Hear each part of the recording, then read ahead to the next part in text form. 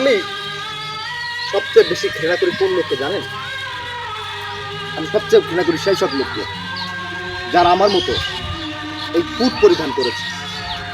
তবে সব কুট পরিধান আলাকে নয়, বাংলাদেশে এখনো কিছু কুট পরিধান আলা আছে যাদের ইমান এখনো ঠিক আছে। আমি কয়েকজন বাংলাদেশের বিশিষ্ট বিশেষজ্ঞদের নাম বলছি, কয়েকজন বাংলাদেশের বিশিষ্ট গুণীগানী ব্যক্তিদের নাম বলছি। তাদের কুট পরা সাজে, কুট আমারও পরা সাজে। এই কুট পড়লে তারাই একমাত্র বলতে পারে। সেটা হচ্ছে কি, যাদের জন্য মানুষ পাগল, যাদের গুণের কথা সবসময় মানুষ আলোচনা করে। যেমন আজহারী শাহ, তিনি যদি কুট পরেন, তার কুট পরারটা আমি মনে করি ঠিক আছে। ডক্টর জাকির নায়েক, তিনি যদি কুট পরেন, আমি মনে করি তার কুট পরাটা ঠিক আছে। আমি যদি মনে করি বাংলাদেশের প্রেসিডেন্ট ছিল যে সাদ্দাম হুসাইন, তিনি যদি কুট পরেন, তার কুট পরাকে আমি জানাই সালাম, স্বাগতম। কিন্তু বর্তমানে কুটের কোনো মূল্য নেই। এট প্রেজেন্ট বেশি সংখ্যক অশিক্ষিত, যাযাবর, পশু, জঘন্য লোক এবং কি ইতর লোকেরাই কুট পরিধান করছে। এখন কি আরো কুটের মর্যাদা আছে? এই কুটের মর্যাদা ছিল আজ থেকে 10 বছর আগে। আজ থেকে 10 বছর আগে যেসব জ্ঞানী গুণী মনীষী ছিল তারা কুট পরেছে, সেই সময় কুটের মর্যাদা ছিল।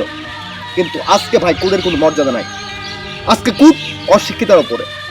আজকে এই কুট এমন লোকেরা পরে যাদের চরিত্র পশুর চেয়েও জঘন্য। এই কুট পরে আমরা কি করছি? বিভিন্ন চাকরির বড় বড় রাজমহলে বসে ঘুষের টাকা নিচ্ছি, ঘুষ গ্রহণ করছি।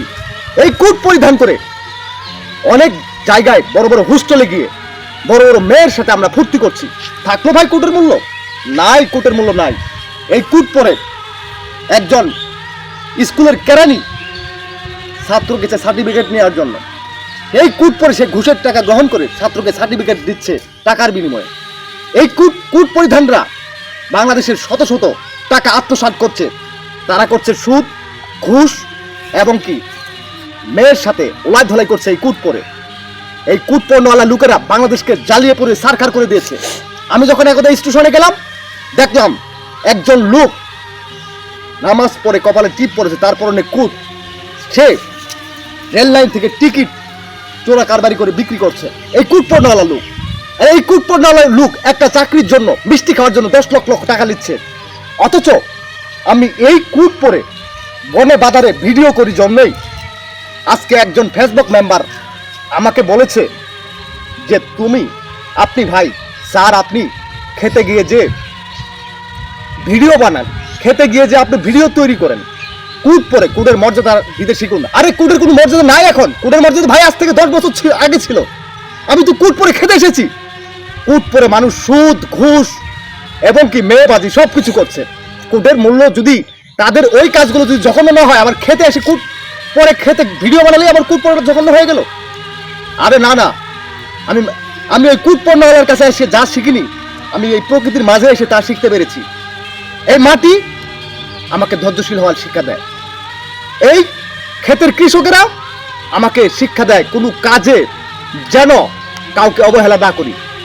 এই প্রকৃতির পাখির দলগুলো আমাকে শিক্ষা দেয় যে মানুষ কত জঘন্য, একসাথে মিলেমিশে থাকতে ভালোবাসে না, অথচ আমরা পাখির দল একসাথে মিলেমিশে থাকতে ভালোবাসি। এই প্রকৃতির পানি আমাকে শিক্ষা দেয় যে আমি হাইড্রোজেন এবং অক্সিজেন মিলে তৈরি, আমরা একজন জ্বলি আরেকজনকে জ্বলতে সাহায্য করি।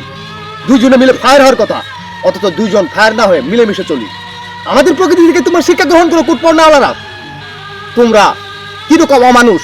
তাই প্রকৃতি আমার যে শিক্ষক, এই শিক্ষক আমার কাছ থেকে, আমি তাদের কাছ থেকে যে শিক্ষাটা গ্রহণ করেছি তা মানুষের কাছ থেকে পাইনি। তাই আমি কুট পরে বনে বাজারে কেন আরো যেখানে সেখানে ভিডিও বানাবো। সালাম প্রকৃতি তোমায়, তুমি না থাকলে, তুমি আদর্শ শিক্ষক না থাকলে আমি শিখতে পারতাম না।